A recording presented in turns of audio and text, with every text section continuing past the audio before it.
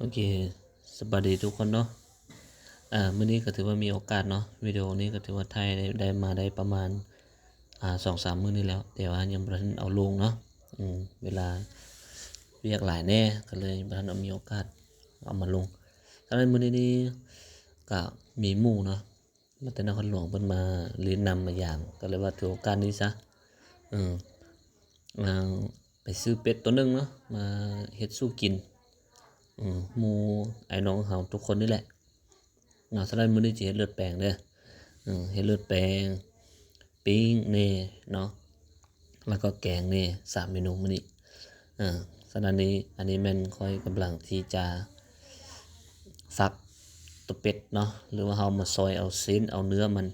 มาเฮ็ดเลือดแปลงแหน่แล้วก็กระดูกนี้จะเอาไปแกงกับคอมันเนาะแต่โอ้มีดนี่เข้าดีขนาดเนาะมีคอตัวเป็ดจนสิมูนก่อนละนี่เห็นปานนี้ยังตัดบ่ได้ฉะนั้นนี่เป็นจั่งใดเฮาก็เบิ่งไปนำกันเนาะผู้ใดที่ว่ามักก็ มามีโอกาสมาลิ้นมายามเฮาเฮ็ดสู่กินเนาะขั้นตอนนี้นี่เขาก็มาตัดอันน่ะหางมันบ่แม่นหางเนาะขอโทษหลายๆบ่แม่นหางนะโอ้ยอ่าเขาเอิ้นว่าอิหยังวะอันนี้ผู้ใดฮู้แหน่ว่าจั่งใดเนาะนั่นน่ะเขาก็มาพากปากมันแล้วก็สิพากหัวใหญ่จังน้อยเอาไปอบมันสินั่นสุกเนาะก็เลยพากครึ่งซะมันจะมีเมนูคือเว้านะมันจะมีแกงแหน่อันน่ะปิ้งแหน่แล้วก็เลือดแปลงแหน่เนาะสำคัญสุดก็คือเลือดแปลงหั้นอืมดนๆเพิ่นมาเทื่อหนึ่งเนาะดนๆมาเทื่อหนึ่งก็เลยว่าลิ้นนำกันซะเนาะ2-3มื้อนี่แหละเห็นเอาลงตลอดบ่แม่นว่าสิกินตลอดได้โดนๆเทื่อหนึ่งเนาะชีวิตนักศึกษานี่ก็คือหลายๆคนฮู้แหละก็สิมีกินตลอดบ่มีแล้วเนาะ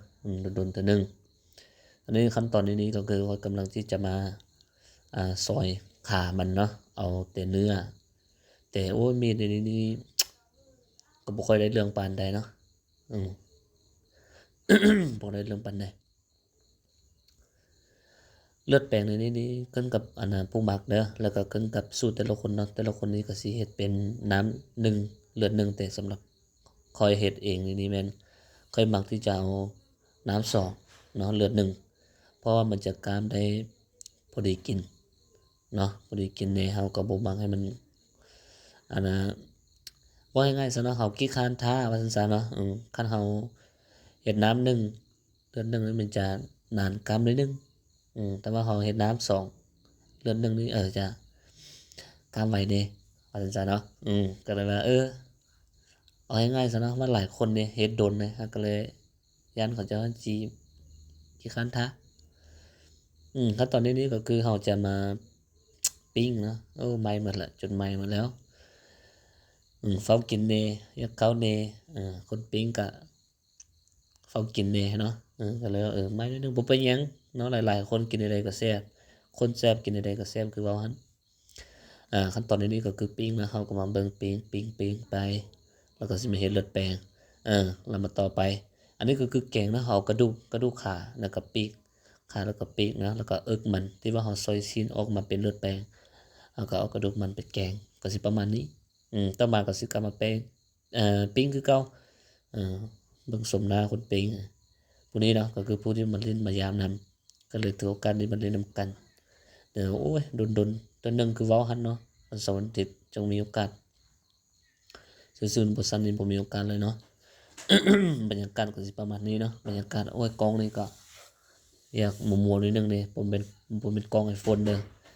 คนดูคนเบิ่งนะก็เดาเบิ่งว่ากล้องหยังขั้นตอนต่อไปนะเราก็สิเฮ็ดเป็นเลือดแปลงเราสิมาโปนแล้วแหละนี่นี่เราก็สิเอ่อแทบคักแน่นะเขาต้องมาวักคักแน่ว่าต้องได้น้ำเท่าใดเนาะ2น้ำ2เลือด1เด้อเราต้องให้มันพอดีนะไก่น้อยหนึ่งก็คือย่านเดี๋ยวเลือดสิไปทางอื่นแล้วมันยากเนาะก็สิตามที่ทุกคนเขาเบิ่งอยู่นี่เขาเห็นนี่แหละน้ำ2เลือด1ง่ายๆเนาะเขาก็คนๆคนๆให้มันซึมเข้ากัน แล้วก็สิมาลากใส่อันนะกับคั่วเนาะบางคนนี่เขาจะเฮ็ดเลือดแปลงนี่เขาจะมาเอาไปต้มแล้วจะค่อยเอามาซอยนะแต่สำหรับข้อยนี่สูตรก็คือคั่วมันจะหอมแซ่บกว่าเขาจะใส่ได้ทั่วถึงก็คือเขาจะใส่ได้หอมหลายแน่สำหรับข้อยนี่เขาจะปรุงแบบจะข้นใส่กับหอมคักแน่แล้วลากเลือดใส่แล้วก็กินเลย อันนี้ก็คือสูตรของข้อยนะบางคนนี่เขาจะมีแต่ซีนแล้วเขาจะลากเลือดใส่แล้วจะค่อยเทหรือว่าเทเลือดใส่แล้วจะค่อยเอามาอันน่ะจะค่อยเอาหอมมาใส่เอาอันน่ะอิหยังเกาะหัวกระเทียมหรือว่าเลือดเอาอันน่ะมะถั่วดินเนาะถั่วดินแหน่เอาหอมแหน่เอาเผ็ดอันนี้มาหวานใส่แต่สำหรับสูตรข้อยก็คือหวานคักแน่ล่ะ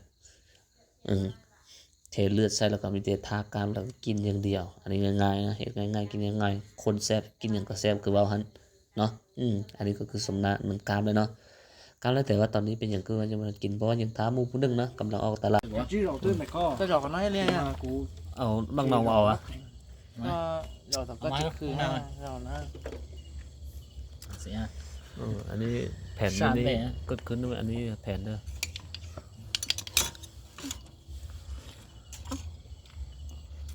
โอ้แซ่บเลยว่ะกินคือบ่เป็นตาแซ่บเลยว่ะ อ๋อก็ แซ่บเนาะอันนี้เด้กินมาเลือดแปลง จะไหนน้องกิน นูเจ๊โซสกิลกินเลือดแปลงสักคำหนึงโซสกิลบ่มีฮอดอันน่ะอิหยังก็ xô da. บ่เผ็ดแท้ Xô da. นอกก็โซจาตัวก็อันที่นี่อาจจะเปลือกก็ตัวใช้หน่อย Tôi ra nói à. ตัวใช้หน่อย บองโคบิวแบบใส่ยา ของจูนก็กินฮะ Con chim mà แซ่บอยู่ว่าอันนี้มาดิอันนี้ลอง Rồi này làm sai rồi đấy. Mà đi kín lướt bèn bao พูดเขินอายกล้อง เรื่องเขากล้องนี่อายหมดทุกคนแต่เรื่องกินนี่บ่อายเนาะบ่ยอกซื้อนี่แซ่บขนาดแต่ละคนกิน อันนี้ก็อายกล้องบ่กล้ากินเนาะแล้วบ่กินก็บ่เป็นหยังผู้กล้าเข้ากล้องก็จะให้เข้าบ่เข้ากล้องก็บ่เป็นหยังยันเขามีความลับมีผู้บอกผู้เบาผู้สาวหลาย เขาเห็นเขาสิบ่พอใจอีกแล้วมันยุ่งยากเลยระยะซะเนาะแซ่บขนาดมีแต่คนเขินกล้องเนาะมีแต่คอยนี่แหละบ่เขินนะ